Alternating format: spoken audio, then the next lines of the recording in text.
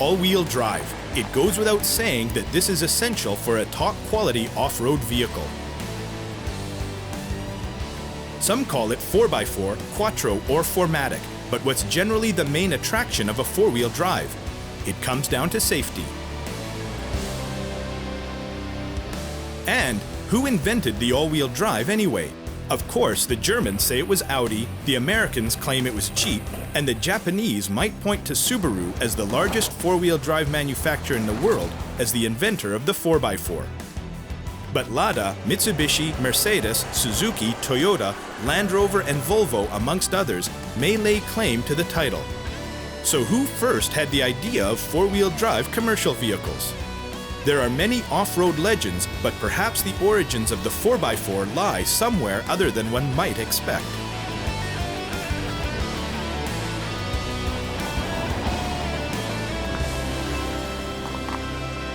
It's well known that four-wheel drive makes for a safer car, but let's dive a little deeper. Front-wheel drive versus four-wheel drive. Who first invented four-wheel drive and why?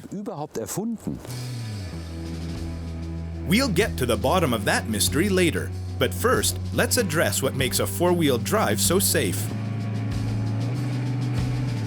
Point 1. Traction. With four wheels providing traction, it's easier to keep a car in lane. For example, take the new Volvo V60 Cross Country. As you can see, an individual tire may find itself off the ground, but the other wheels still provide the drive to keep it moving.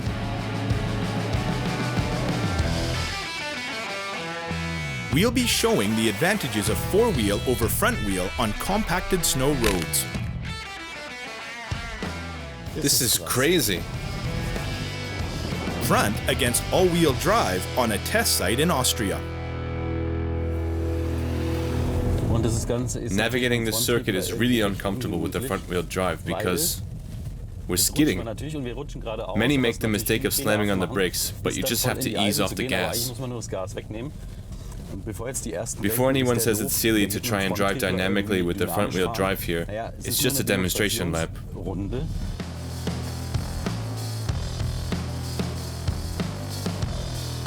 Why is it so tough? Because it's a single-axle drive. One axle for the steering and the drive, so if you have no grip, then it's impossible to control. It's a kind of weird sensation. You've got the engine driving the front axle, but it's still better than a rear axle, because you have the weight at the front and you get more traction.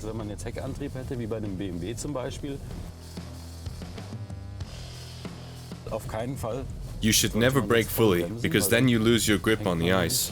Whoosh! Come close to the snowbank there. You can steer to an extent if you're lucky, but the rear might spin out. The four-wheel drive is probably far better to drive though, so let's test it out now. Next up, a V60 four-wheel drive. So here's the all-wheel drive. Now we'll see. Okay. With four wheels providing traction, you can actually build up some speed.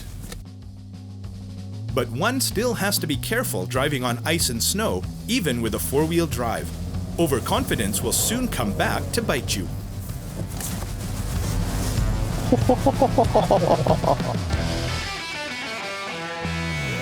When you push the car past its limits, the snowbanks await. That's no problem on the test track, but a pain in real life. Well... Na?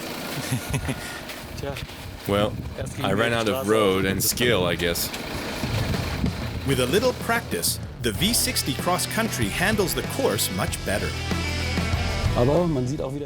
So when you're driving on ice, you steer but nothing happens. So you have to be careful and not slam on the brakes, otherwise you lose traction and skid. Instead, ease off the throttle until you get some traction, and then you can start to accelerate again.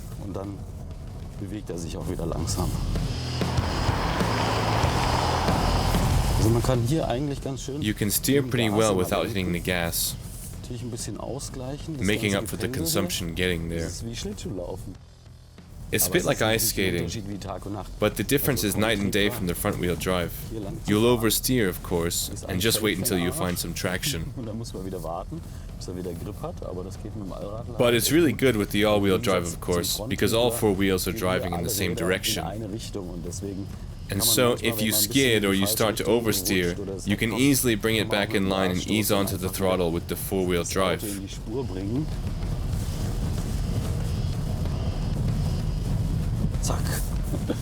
There. But you can't lose concentration for a second. You still have to be super careful. Always with the oversteering, but you want to be going faster than walking pace.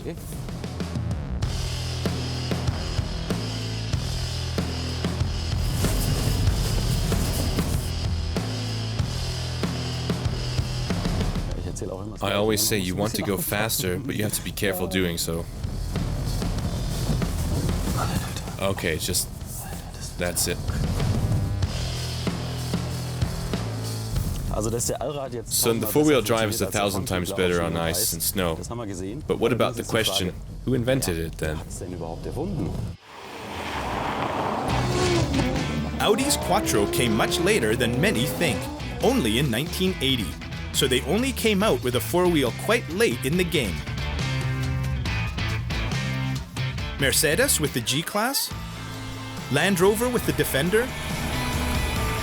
Or Toyota with the Land Cruiser? All of the above have become off-road legends, but none of them were our inventor. In 1940, Jeep brought out the Wheelie's all-wheel drive military vehicle, but they still weren't the first. Not Lada, nor Suzuki, nor Subaru. None of them either.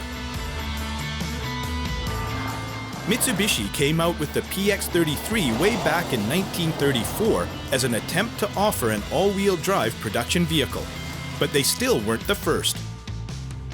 As early as 1895, American inventors were experimenting with four-wheel drive steam-driven cars. But the exact details are not known. The first traditional all-wheel drive car was in fact the Lohner Porsche. None other than the sports car manufacturer Ferdinand Porsche was the first to introduce a four-wheel drive car in 1900. The Lohner Porsche was an electric car with four-wheel hub motors, somewhat ironic given what would follow with the rise of the combustion engine. In the commercial vehicle sector, four-wheel drives were common in the 20s and 30s and only transitioned to passenger vehicles much later.